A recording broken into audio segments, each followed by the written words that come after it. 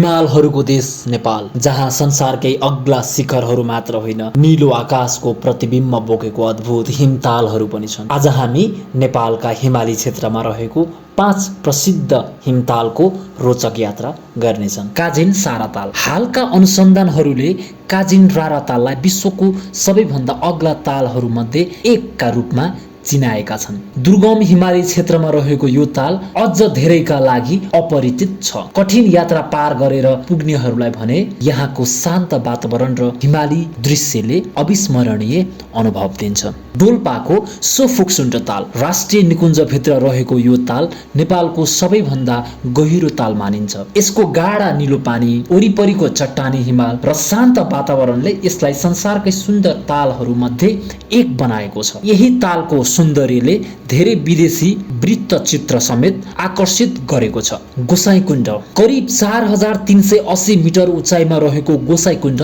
धार्मिक आस्था, प्राकृतिक सौन्दर्यको अद्भुत सङ्गम हो।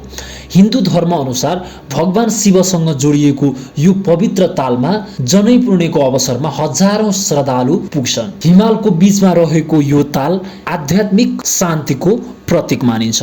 गोक्यो ताल। सगरमाथा राष्ट्रिय निकुञ्जभित्र रहेको गोक्यो तालहरू विश्वकै सुन्दर हिमताल समूहहरूमध्ये गनिन्छ। सफा नीलो पानी, वरिपरि उभिएको हिमालहरू र गोक्यो रिबाट देखिने सगरमाथाको दृश्य जीवनभर सम्झना लायक अनुभव हो। प्रत्येक वर्ष हजारौं विदेशी पर्यटक यहाँ पुग्दछन्। र अन्तिममा तिलिजो ताल। सामुद्रिक सतहबाट 4919 मिटर उचाइमा रहेको तिलिजो ताल विश्वकै अग्ला हिमतालहरूमध्ये एक हो। अन्नपूर्ण हिम श्रृङ्खलाको काखमा रहेको यो तालको नीलो पानी, वरिपरिको हिमाली दृश्यले जो कोहीलाई पनि स्वर्गको अनुभूति दिलाउँछ। यहाँ पुग्न कठिन पदयात्रा गर्नुपर्छ, तर गन्तव्यले सबै थकान बिर्साइदिन्छ। नेपालका यी 5 हिमताल केवल पानीको स्रोत मात्र होइनन्, प्रकृतिका अमूल्य सम्पदा हुन्। यदि तपाईहरूलाई हिमाल, साहसिक यात्रा, प्राकृतिक सौन्दर्य मन पर्छ भने जीवनमा एकपटक यी हिमताल अवश्य घुम्नुहोस्। यस्तै रोचक नेपाली डकुमेन्ट्री